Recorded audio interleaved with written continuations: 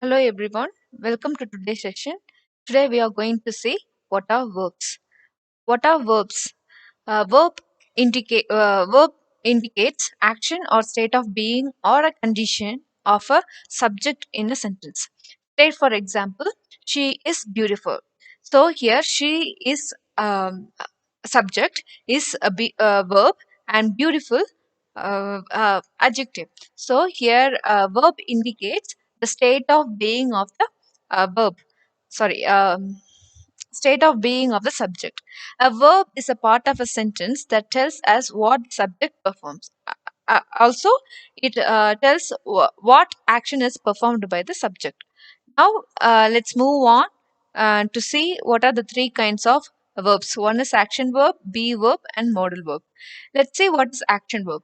Action verbs indicate both action and time. For example, I went to Chennai yesterday. Here in this sentence, went is the action verb. Went indicates both time and action. Action of going and time of past tense. So, action verb indicate what the subject of a sentence performs.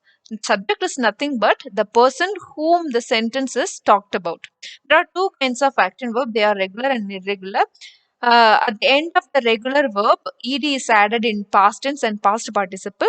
In irregular verb, they change substantially. Both participle and past verb change substantially. For example, add, added, added, clean, cleaned, cleaned. Come, came, come, go, went, gone, see, saw, seen, sit, sat, sat, uh, uh, choose, chose, chosen. There are so many irregular verbs. We will have to just become very familiar with this by God, by heart. Otherwise, we cannot make one a correct statements in English. Now let's move on to the next one, that is be verb. Be verb indicate only time. They're also called linking verbs. They are am, is, or present in present tense, was, were in past tense. So be verb indicate the state of being of a noun or a subject. It is also used as linking verb. There are these are the be verbs. Totally, there are five be verbs. Not only this, but there are some other be verbs. Feel, remain, appear, become, seem, smell, sound, grow, look, prove, stay, taste, and turn. These also perform the same act which is done by the be verbs. For example, she appears ready for the game. She is ready for the game. Here, appears is a be verb. Again, is a be verb. So, appears does the same action which is done by the be verb is. So, what is be verb? There are some examples for be verb. She is the subject, is the be verb, beautiful is an adjective. So here, is tells the state of being of she. How is she? What is the condition of she? The condition of she is beautiful. This water was cold. Uh, so in present, she is beautiful. Here, this be verb indicates time of past and it tells that the condition of water is cold. So it indicates the be verbs indicates the state of being of the subject.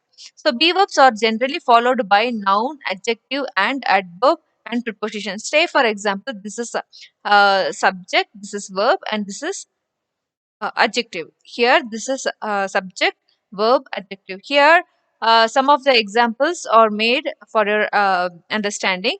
She is the subject, is the verb, Kamala, again, noun, or it can be called a subject here. Again, noun, it is a dog. Noun is as a verb. A is an article, but here it serves as an adjective to dog. So, dog is a noun.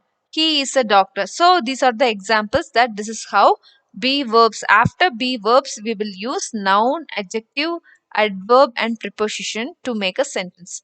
Now, let's move on to the next verb that is modal verb.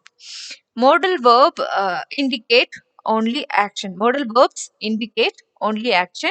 There are nine modal verbs: can, could, may, might, shall, should, have to, ought to, need to. These are all some of the modal verbs. Let's see one by one. Can, ability and inability is expressed through can and could. Able to. So can, could, able to expresses ability. Present ability is expressed through can. Okay, so I can sing, I can dance. Past ability is expressed through could. I could dance when I was a child. I could run fast when I was a boy. So these express past ability. When you use can and could, don't use able to. It is a redundance. That is a wrong that so many people make nowadays. So we should avoid that. That is grammatically wrong. If you use able to like this, for present ability, you go for present be verb plus able to. For example, I am able to sing. I am able to learn. I am able to dance. So this is present ability. What is past ability? Using able to. I was able to dance. I was able to sing. I was able to eat a lot. So this is past ability. So when you use able to, don't use can or could. That is grammatically wrong. To express your inability, again you go for can't for present ability, and present be verb plus able to for present inability. And you can also use unable to. For example, she is unable to wake up right now. She is unable to read it. She is unable to come back. Okay, so in order to express past inability, you can use couldn't. She couldn't dance. She couldn't drive the car.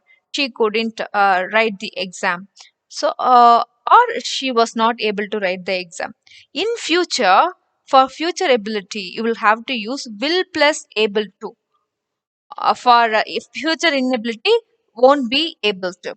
Now let's move on to the next one, that is may or might for probability.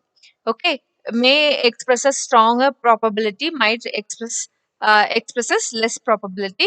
For present I mean, when you are talking about facts, you go for present tense. For stronger probability, you go for maybe plus adjective noun, or this is the sentence structure. This is how you can make a sentence using maybe. For example, I'm talking about a fact. It may, it may be, it may be a dog. What is this inside the pocket? It may be a chocolate. It may be. It is my guess. It is a fact. So at that time, it may be a chocolate noun. It may be beautiful. It may be here. Where is it? It may be here. I am not sure. So in this case, I am going for adverb. So if you have a less probability, you go for it might be here, it might be beautiful, it might be a doctor. Okay, so this is how you go. So may plus be plus adjective or noun or adverb is used for present or present tense facts. Maybe is used for ongoing activity, that is present continuous. For example, who is knocking at the door? You are not sure, so you are saying it may be Rahul. Rahul may be knocking the door, or Ravi might be knocking the door for lesser probability. For and then for future tense, will it rain tomorrow? It may rain tomorrow. V1 means main verb. So the sentence is created like this. It may rain tomorrow. If it is lesser probability, you go for it may rain tomorrow. It might rain tomorrow. And then for obligation and compulsion, you go for should, must, ought to, need to, have to. These are in propagation, they are one or the slightly it differ from each other, but they all serve for the same purpose. For example, I should complete my homework, you should complete my homework, you must complete your homework, you ought to complete your homework, you need to complete your homework, you have to complete your homework.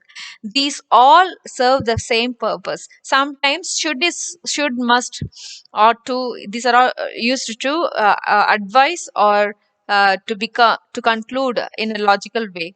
So need not expresses lack of necessity. For example, you need not to bring your mobile phone tomorrow. You need not to bring your lunch tomorrow because we have a party here.